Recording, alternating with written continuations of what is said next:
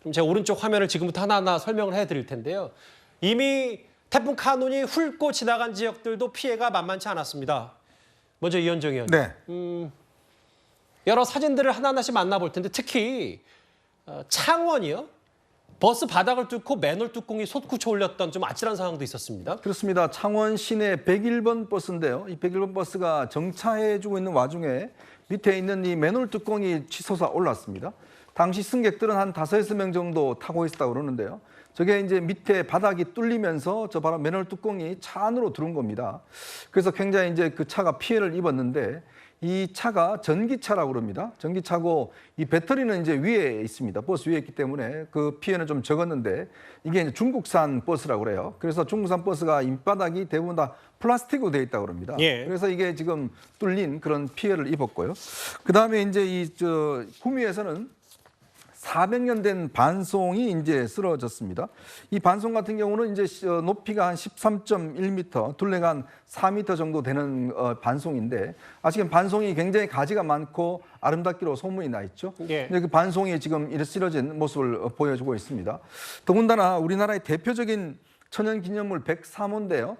충북 봉온에 있는 속리산에 있는 정이품송이 일부 가지가 부러졌습니다. 꽤 유명한 관광 명소잖아요. 이 예. 정이품송 같은 경우는 1993년도에 강풍이 불어서 서쪽에 있는 가지가 다 부러져서 굉장히 아주 좀 보기가 당시에 옛날에 처음 했을 때는 굉장히 품위가 있었는데 예. 그 뒤로 여러 차례에 걸쳐서 이제 고난을 겪었는데 이번 같은 경우도 일부 가지가 부러졌습니다. 이 정이품송은 높이가 한 13.1m 정도 됩니다.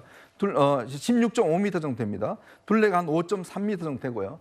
이게 한 600년 정도 견뎌냈습니다. 특히 좀 전설이 있는 나무인데 옛날에 세조가 여기를 지나갈 때 나무가지가 이렇게 자기 스스로 이렇게 가지를 들어 올렸다 해서 굉장히 유명해진 그 맞아요. 정이품송이죠. 근데 점점 이제 이 나무 자체가 약해지면서 저렇게 가지가 부러지는 그런 현상들을 빚고 있습니다. 예. 거기다 부산 같은 경우도 지금 바람 때문에 점포 간판들이 지금 다 뜯겨나간 그런 장면들을 볼 수가 있는 것 같고요. 또 부산 같은 경우 택시 승강장들이 지금 일부 쓰러지는 그런 현상들을 볼 수가 있습니다. 특히 예. 태풍은 이 강풍이 불기 때문에 낙하물에 조심하셔야 됩니다. 예전에 아시겠지만 교회 첨탑이라든지 간판이라든지 이런 것들이 날아올 수 있거든요. 예. 그래서 오늘 같은 경우는 서울 지역 같은 경우는 저녁에 절대 이렇게 도로를 다니신다든지 이러시면 저는 낙하물 때문에 피해를 많이 볼 수가 있습니다. 굉장히 조심하셔야 될 것 같습니다. 저 마지막 화면이 부산에 있는 택시 승강장이 저렇게 날아간 모습까지 얼마나 바람이 심했으면 짐작이 좀 되는데요.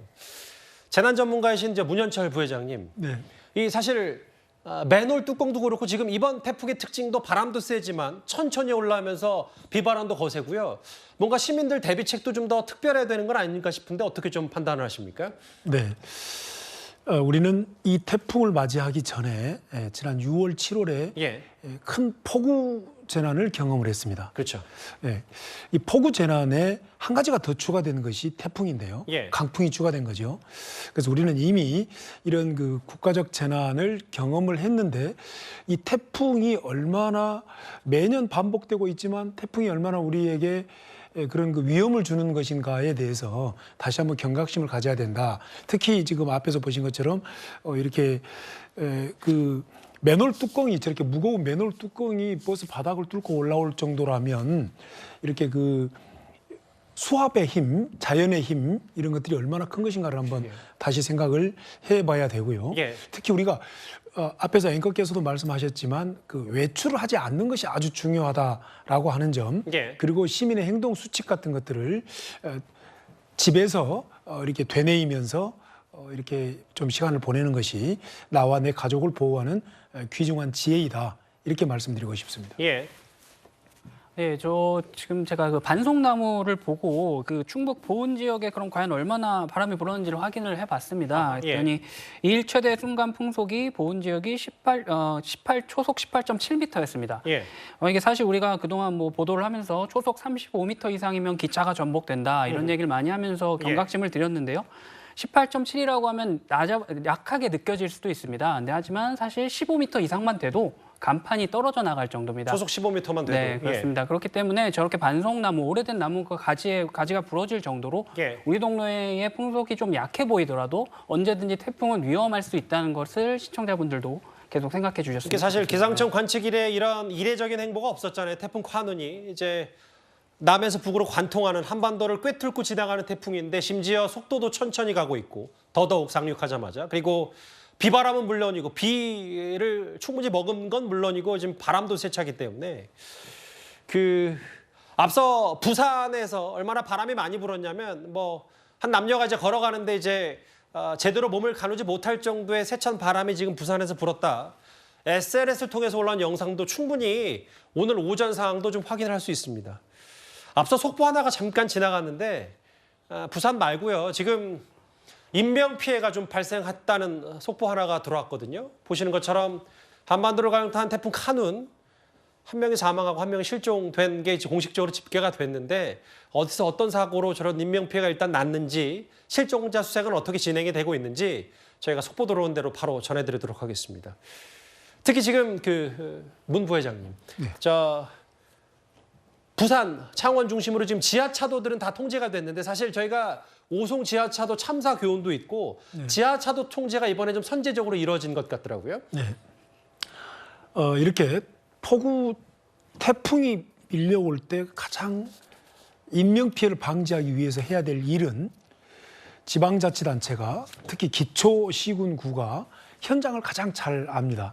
이 시군구가 위험한 곳을 알려주고 그곳을 못 가게 하는 통행금지 조치, 그리고 이대로 있으면 위험하기 때문에 빨리 대피해야 된다는 대피에 대한 주민에 대한 설득과 그래도 안 됐을 때는 대피 명령을 내리는 거, 이것이 법적으로 보장되어 있고 법적으로 시스템화가 되어 있습니다. 예. 이것이 반드시 빨리빨리 작동이 된다면, 즉 지방자치단체장이 취할 수 있는 법으로 정해져 있는 응급조치권, 긴급 통행금지, 긴급 통행 제한, 긴급 대피 명령 이런 것들이 잘 작동이 되도록 해야 된다라고 하는 것들을 우리는 지난 6월, 7월 폭우부터 우리가 교훈을 얻고 있는데요. 맞아요. 예. 이번에 이 태풍을 통해서, 이 칸눈 태풍을 통해서 기초지자체들이 그러한 시스템, 지역 재난관리 시스템의 작동에 조금 더 신경을 쓴 것 같다. 그래서 지역 재난관리 시스템의 작동성이 조금씩 제고되어 가는 것 같다. 그렇다면 인명피해가 훨씬 줄어들 것이다. 이렇게 전망을 해봅니다. 예, 지금 태풍의 길목에 있었던 부산과 경상남도 지역은 잠깐 속보로도 만나봤던 것처럼 일부 도로가 침수가 됐고 일부 도로는 좀 통제가 되고 있는 상태고요. 자세한 소식도 저희가 전해드릴 텐데 저희가 정보 제공 차원에서 이 얘기도 꼭 한번 전해드리고 싶습니다. 제 옆에 화면이 하나 있는데 정인철 기자님, 네. 사실 최근에 SNS 온라인 커뮤니티가 활성화가 되면서 저희 뉴스탑10을 시청하시는 분들 플러스 포함해서 뭔가 좀 더 많은 정보를 얻고 싶다. 그러면 뭐 카카오톡이나 이런 SNS 메신저를 통해서 실제로 어느 지역의 어떤 부분에 정확히 좀 여러 가지 정보를 얻을 수 있는 창구들이 좀 많다면서요?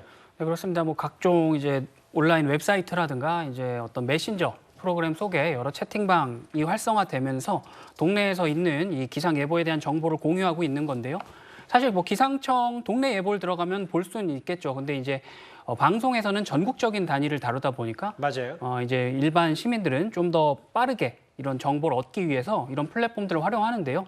저도 오늘 하루 종일 좀 그런 커뮤니티를 지켜봤습니다. 봤는데 예. 이런 커뮤니티의 문제점은 항상 이 정보의 신뢰성일 텐데 오전에 사진 하나가 올라왔습니다. 이게 버스 정류장 유리창이 깨진 사진이었는데 예. 일부 사람들이 우리 집에선 비 지금 이렇게 안 온다, 바람 안 분다 이러면서 의혹을 제기했으나 그 동네 주민들이 결국 해결하셨습니다. 이 버스 정류장 가장 최근에 지어진 거다. 예. 이러면서 그 지역에 진짜 지금 강풍이 불고 있구나라는 것을 서로 소통할 수 있는 그런 걸 보면서 이런 플랫폼이 어떻게 보면은 가장 지금 우리 동네에서 일어나는 정보를 빠르게 전달할 수 있는 수단으로 활용되고 있다는 생각도 들었습니다. 천천히 카눈이 북상하면서 저 톡파원 일명 여러 SNS 창구를 통해서도 여러분들 실시간으로 뉴스탑10뿐만 아니라 정보를 확인하실 수 있으니까요.